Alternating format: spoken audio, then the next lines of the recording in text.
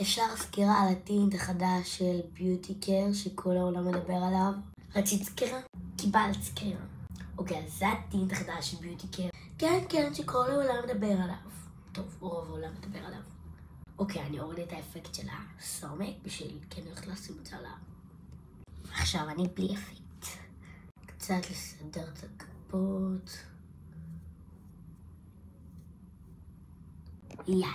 דבר ראשון הוא מביוטי קר והוא עולה 8 שקל. כן, וזה אחד הטובים שיצא לי להשתמש. כבר הפעם השנייה שאני קונה אותו. במקרה אני קניתי אותו עוד לפני ולא ידעתי שהוא כזה וואו. אז בוא נתחיל. קודם כל הוא מזכיר לי את בנפיט בטירוף. עכשיו בוא נשים על השפתיים. יש 2 שיטות. לשים בצורת תוכן.